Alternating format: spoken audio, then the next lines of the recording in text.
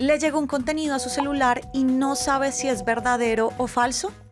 Lo invitamos a aceptar el Reto 50, un entrenamiento gratuito para aprender a detectar la desinformación, exclusivo para mayores de 50 años de todo el país. En 2 sesiones virtuales, dirigidas por Laura Sanabria, nuestra editora del detector de mentiras de La Silla Vacía, va a aprender cómo funciona la desinformación en época electoral y las herramientas para combatirla por usted mismo. ¿Cómo inscribirse?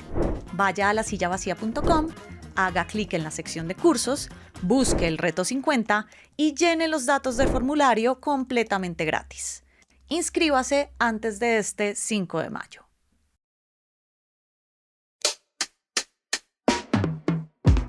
Tenga listo el tinto que ya vienen los huevos revueltos con los ingredientes de la receta para que Iván Cepeda no responda sobre los cuestionamientos del gobierno Petro. Desde la redacción de La Silla Vacía soy Tatiana Duque. Es lunes 27 de abril.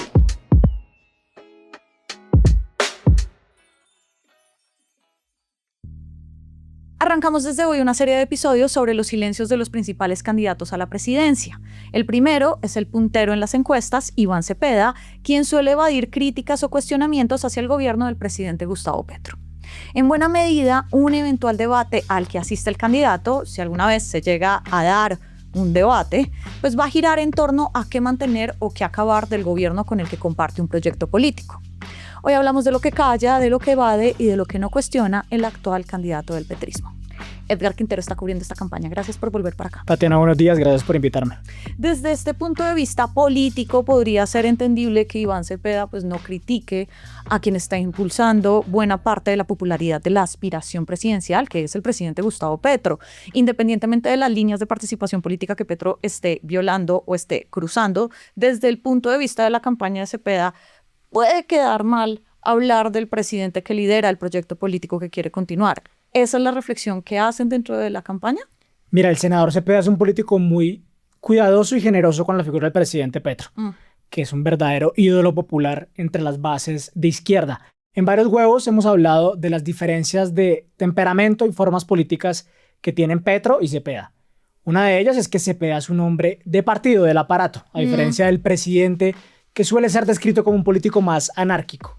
Y en esa disciplina del senador es muy prudente a la hora de darle lo que él interpreta como cualquier herramienta para atacar al propio proyecto político del pacto histórico. No da papaya. Ajá, no le gusta para nada el fuego amigo, a diferencia de Petro, que parece encontrarle cierto encanto a reinar en el caos.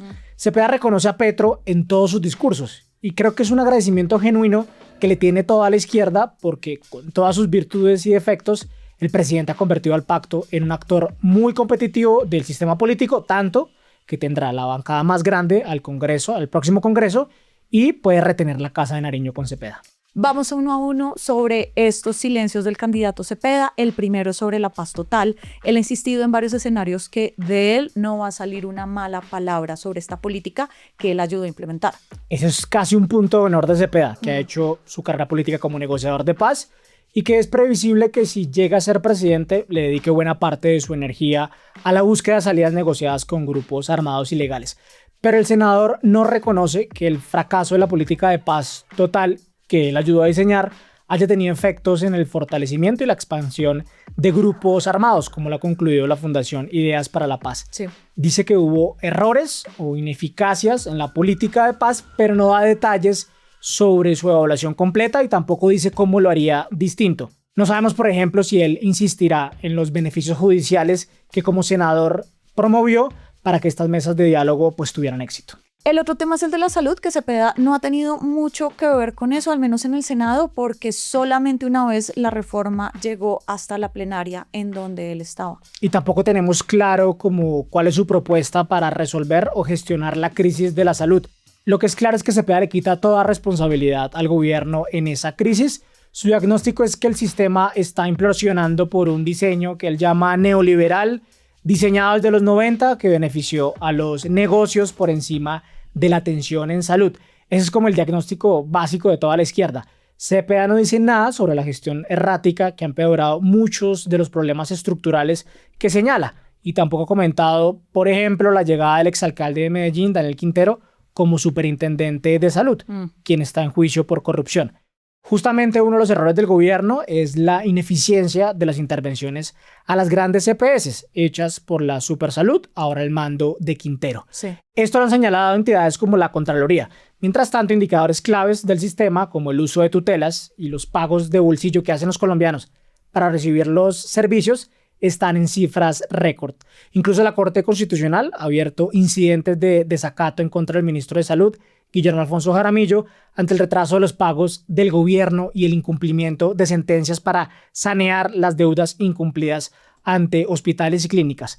Cepeda habló de un plan de choque para el sistema de salud, sin muchos detalles, como suelen ser muchas de sus políticas, y no sabemos realmente qué piensa sobre el rol de las EPS y si debemos continuar con un sistema mixto que le preste el servicio de salud a la gente o prefiere que el rol de los privados simplemente desaparezca. Otro de los silencios que quedó en evidencia hace poco fue el de la corrupción al interior del gobierno Petro. Justo la semana pasada fue su jefa de debate la que prometió que no pasarían cosas como las de Angie Rodríguez, las que denuncia a ella, quien fue la mano derecha del presidente y quien hablaba o advertía de un posible saqueo al fondo de adaptación. Cuando se refiere Cepeda a corrupción, si es que lo hace, ¿cómo se refiere a eso? El discurso anticorrupción es una de las grandes banderas de campaña de Cepeda. Después de la paz, es el tema que más menciona en sus discursos y una de sus propuestas más detalladas es su ley contra la corrupción. Pero cuando Cepeda habla de corrupción, señala es una estructura enquistada en el Estado que permea a todos los gobiernos, sin importar su ideología.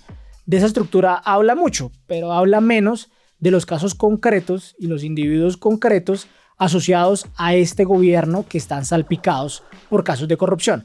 Por ejemplo, no ha dicho mucho sobre Ricardo Roa, presidente de Ecopetrol, imputado por tráfico de influencias dentro de la compañía y decidió guardar un silencio definitivo sobre la denuncia de la infiltración de las disidencias al mando de Alex Calarcá en la inteligencia del Estado, algo relacionado con la paz total. Cepeda sí habla del escándalo de corrupción de la unidad de gestión del riesgo. Esa es un poco más fácil porque el propio presidente Petro pidió perdón ante el Congreso por ese escándalo de corrupción en donde al parecer altos funcionarios del gobierno sobornaron con plata de esa entidad al Congreso para aprobar las reformas. En lo que has oído de los discursos de Iván Cepeda, que es ahí donde él está presentando sus propuestas, ¿en dónde está marcando una diferencia con el presidente Petro? Yo creo que en dos frentes Cepeda puede marcar diferencias con Petro. La primera es que Cepeda puede frenar lo que aquí en la silla hemos llamado el giro conservador en defensa del gobierno, con un militar como Pedro Sánchez como ministro de Defensa, la reactivación de bombardeos y la posibilidad de reactivar la aspersión con glifosato. Sí.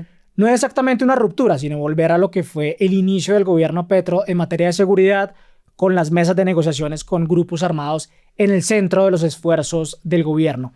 Y la otra gran diferencia puede darse con la transición energética. Cepeda, quien también ha incorporado ideas ambientalistas en su discurso, ha dado señales de estar más abierto al diálogo con el sector hidrocarburos. Tiene un tono más dialogante con actores que no comparten la agenda ambientalista del gobierno, como las petroleras y sindicatos como la USO, que respalda el fracking. Sí.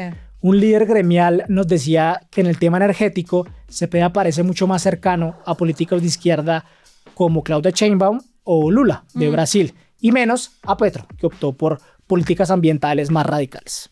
Edgar Cepeda va primero en las encuestas, pasará a segunda vuelta si es que no gana en primera, que es el plan inicial de la campaña. Sí. Y eso significaría que no hay muchos incentivos para que él realmente hable o cuestione al actual gobierno. ¿Para qué sería útil, si lo fuera, que rompiera sus silencios? Sí, pues hay silencios en los que uno puede interpretar que Cepeda simplemente respalda las ideas del gobierno, que su programa es continuista. Pero los que más le pesan son sus silencios frente a las denuncias por corrupción al interior del gobierno. Okay. Cepeda está prometiendo, como lo hizo Petro en su momento, cambiar la forma de hacer política. El presidente incumplió esa promesa, construyendo alianzas con la política tradicional que derivaron en prácticas corruptas.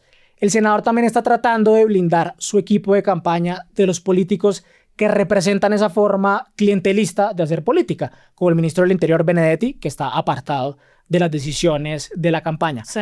Pero esos silencios frente al gobierno Petro desdicen su discurso y en el fondo le sirven para proteger y no enfrentarse con la figura del presidente Petro, al que le debe buena parte de sus votos y que sigue siendo clave para ganar en junio la presidencia, o en mayo, como es el plan inicial. Mañana seguimos con esta serie y hablaremos de los silencios de Paloma Valencia. Muchísimas gracias, Edgar, por volver por acá. A ti por invitarme.